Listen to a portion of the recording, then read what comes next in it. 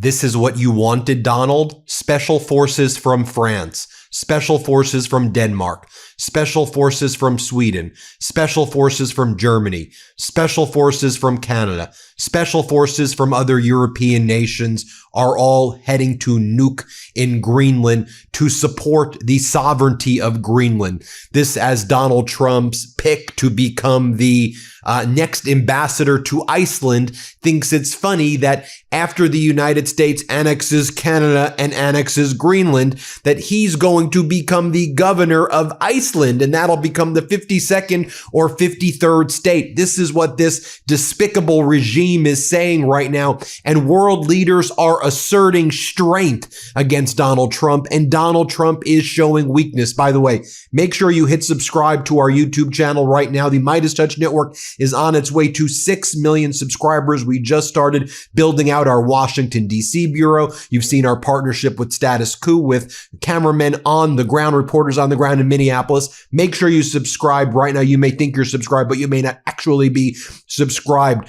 French President Emmanuel Macron posted the following. He says that at the request of Denmark, I have decided that France will participate in the joint exercises organized by Denmark in Greenland, Operation Arctic Endurance. The first French military elements are already on their way. Others will follow. And a special thanks sent to France by the people of Greenland. We see the Swedish armed forces arriving in Greenland today. You have this message right here from Ulf Kristersson, the leader of Sweden, the prime minister. Some officers from the Swedish armed forces are arriving in Greenland today.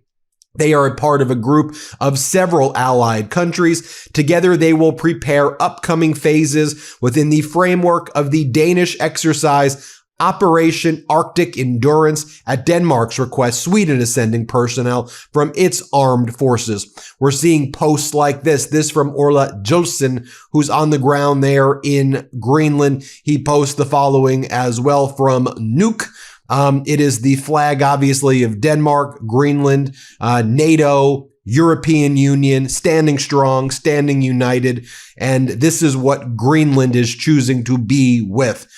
We've seen posts like this from veterans from Denmark, from the United States' war in Afghanistan and Iraq.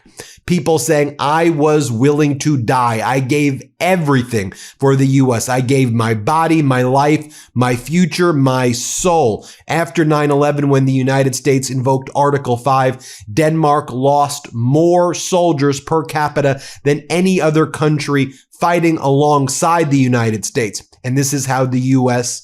repays them, by threatening Greenland. And you've seen the premier of Greenland say, if we have to choose the United States or Denmark, we clearly choose Denmark. We are strong. We are proud. We are Greenland. We stand for our own sovereignty. We will stand with NATO for now as also part of the kingdom of Denmark, though respecting our sovereignty. If we have to choose, we choose Denmark, the Greenlanders say. Mark Warner says, in just a year, Trump has so damaged the United States that these European countries, our allies, are sending troops into Greenland to protect against us. German reconnaissance troops in Greenland. And we are seeing these troops landing right now. Look at the Hercules landing in Nuuk right there. The other Hercules aircraft landed in a nearby city of Kanderlussuaq. -1 degree Celsius right there. Look at some of these soldiers here from Denmark who are being transported. They're preparing for these military exercises to prepare for an invasion by the United States. We heard from the president of the European Union Commission, von der Leyen. Here's what she has to say. Greenlanders can count on us. The EU stands firmly behind the people of Greenland and Denmark. Watch this. Let's play this clip. And for me, it's important that the Greenlanders know, and they know this by the deeds, not only by the words, that we respect the wishes of the Greenlanders and their interests, and that they can count on us. Greenland belongs to its people. So it's up to Denmark and Greenland, and only to them, to decide on matters that are concerning Denmark and Greenland. That's point number one. That's very important. We are in constant contact with the Danish government, also to listen to what the needs are, what the needs of the Greenlanders are, in very close contact. Greenland is part of NATO. And when we are speaking about Arctic security, this is one of the core topics of NATO. And we know that the glue between the allies is the fact that there's always the clear motto, one for all for one. Now, on state regime media, which calls itself Fox, Brett Baer was questioning the foreign minister of Denmark, Foreign Minister Rasmussen, and he says, so you don't think that if we offered each Greenlandic individual, each person from Greenland, $500,000, they wouldn't take our money? First off, we all know that Donald Trump will never actually pay them that money. Donald Trump is a massive fraud. His whole life is defrauding people. But the foreign minister of Denmark, Rasmussen, says, no, we don't believe it, and you're not going to cover our health care. In Greenland, we have a welfare state that takes care of our people. In America, you don't even have a healthcare system that functions right now. You don't even have subsidies anymore because Donald Trump and the MAGA Republicans ripped that away. Here, play this clip. So I'm just doing the math here. 56,000, they get $500,000 a person. I mean, you don't think they're going to vote to break away? No, not at all.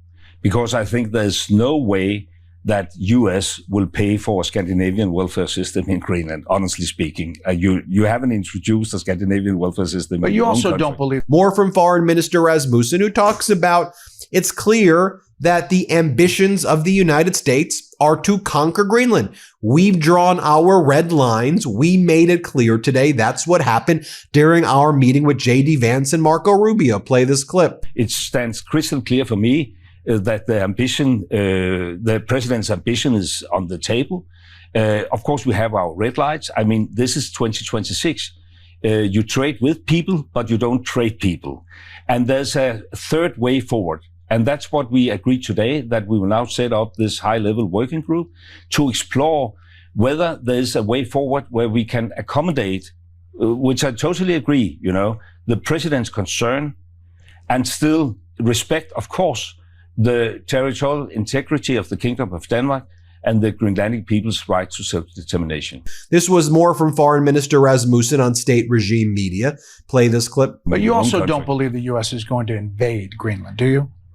No, at least I do not hope so, because, I mean, that will be the end of NATO. But I want to have a more positive approach to all this.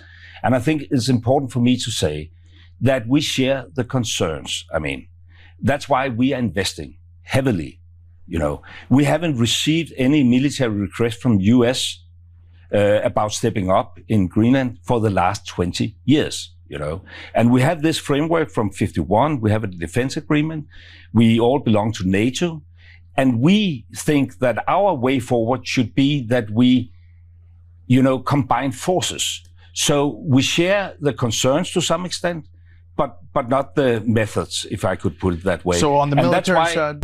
Can we talk about New Year's resolutions for a sec? So January used to be about totally reinventing yourself. Now it's more about doing an honest audit of what's actually working and doubling down on that. For me, that means taking my skin health seriously, which is why I've been using OneSkin. And so I've got two personal favorites. I've got their eye cream and this OS1 lip, because the eye cream has really helped with dark circles, and this lip cream has helped keep my lips moisturized, especially as the weather gets chillier. And with OneSkin, I know I'm supporting my long-term skin health at the cellular level. At the core is their patented OS1 peptide. That's the first ingredient proven to target senescent cells, the root cause of wrinkles, crepiness, and loss of elasticity, all key signs of skin aging. And these results have been validated in 5 different clinical studies.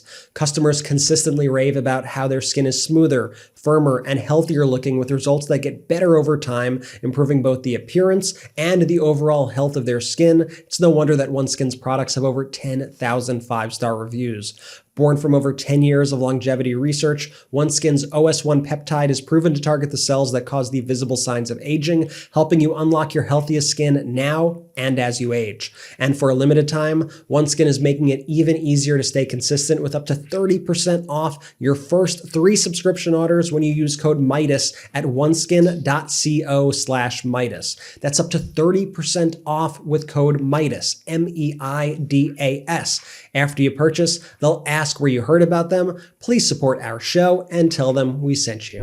By the way, not just special forces. Also, we see aircrafts and ships from Denmark being sent to Greenland, as well as the special forces. I want to point this out as well, as Donald Trump looks extra weak. So you have Maria Corina Machado, the pro-opposition leader in Venezuela, showing up today to meet with Donald Trump at the Oval Office, right? So he has that meeting. But before that happens, yesterday, Delcy Rodriguez basically took the advice of Putin, which is what Putin does before any Trump meeting with Zelensky, which is you speak with Donald Trump before the meeting with Zelensky. And here in this case, she speaks with Donald Trump before the meeting with Machado. Machado's going to embarrassingly give Donald Trump the Nobel Peace Prize, even though it's non-transferable. Delcy Rodriguez is a brutal, repressive authoritarian, a bad person who hates the pro-democracy, pro-opposition Venezuelan movement. And the pro-opposition, the pro-democracy Venezuelans thought that Donald Trump would have a path, whether it was Edmundo Gonzalez, who was the proxy of Machado when she was banned from the 2024 election by Maduro, or Machado herself. But Trump doesn't want them. Trump wants his own authoritarian proxy, who's right now is working with Diosdado Cabello, Maduro's enforcer, sending the groups that refer to themselves in Venezuela as colectivos, threatening, harassing, killing people in Venezuela. That is what we see right now. And Donald Trump yesterday, this is Donald Trump's message to all the pro-democracy Venezuelans out there. Here's what Donald Trump says. This morning, I had a very good call with the interim president of Venezuela, Delcy Rodriguez. We are making tremendous progress as we help Venezuela stabilize and recover. Many topics were discussed, including oil, minerals, trade, and of course, national security. This partnership between the United States of America and Venezuela will be spectacular for all. Venezuela will soon be great and prosperous again, perhaps more so than ever before. You're propping up the authoritarian there, okay?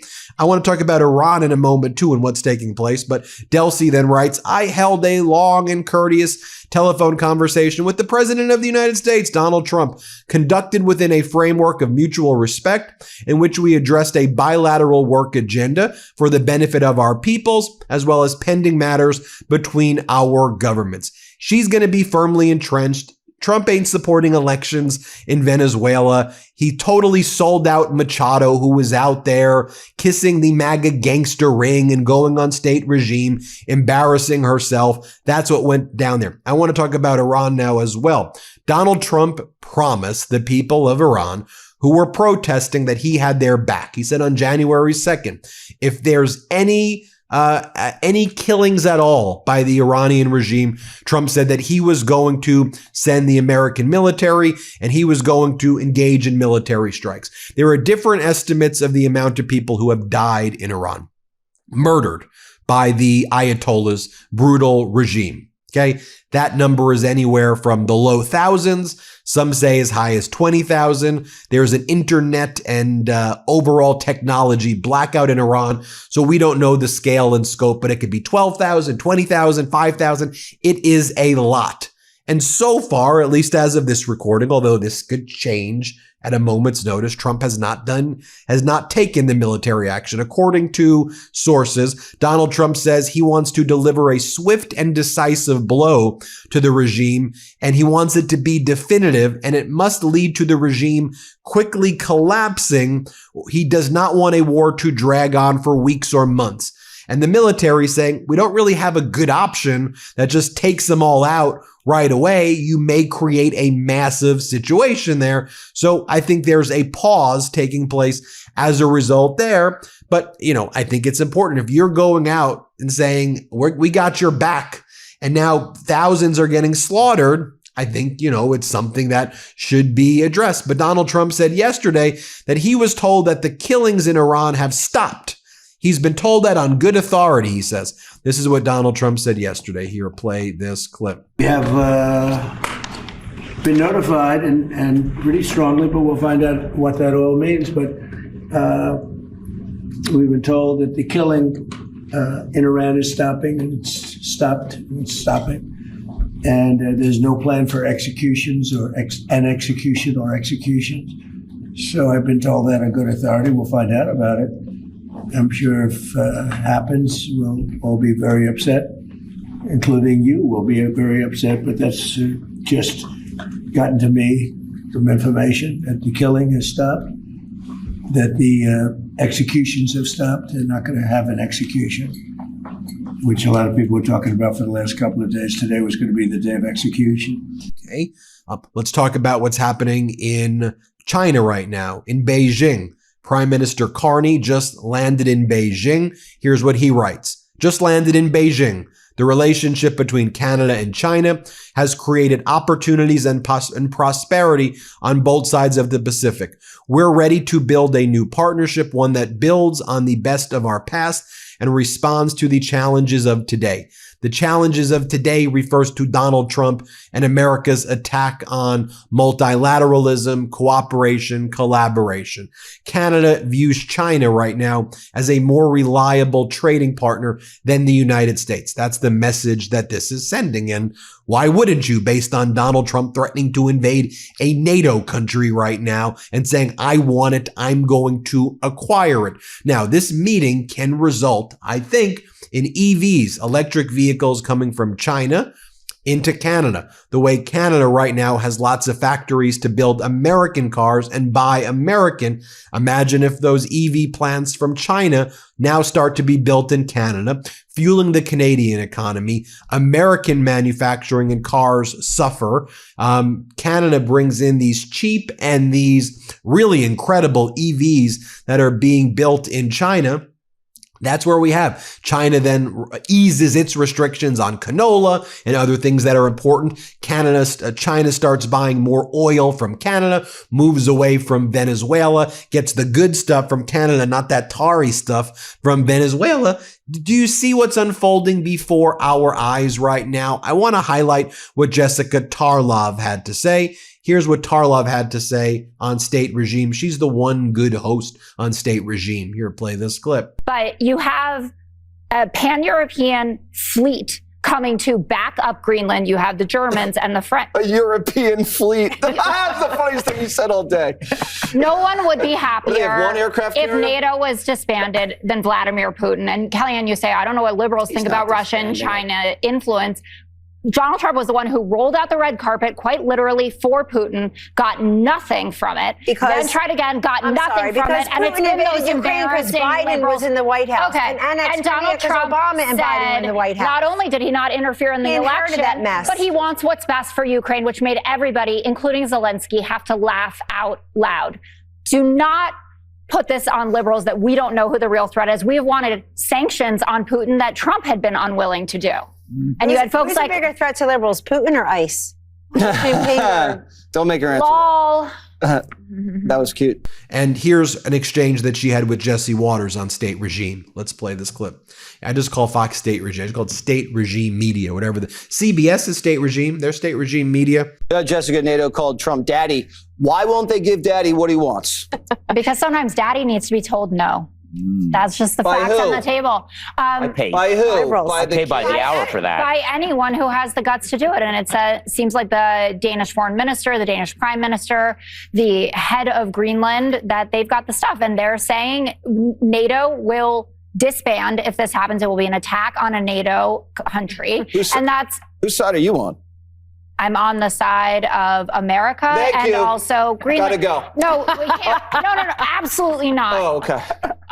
Hit subscribe. Help us reach 6 million subscribers. We appreciate you so much. We'll keep you posted all throughout the day. It's so important we focus on these international developments. I know they're not getting extensively covered elsewhere, but it's critical that we know what's going on across the world right now. Hit subscribe. Help us get to 6 million. Appreciate you. Thank you for watching. New Midas merch. Head to store.MeidasTouch.com today and get yourself the best pro-democracy gear and show your support. That's store.MeidasTouch.com.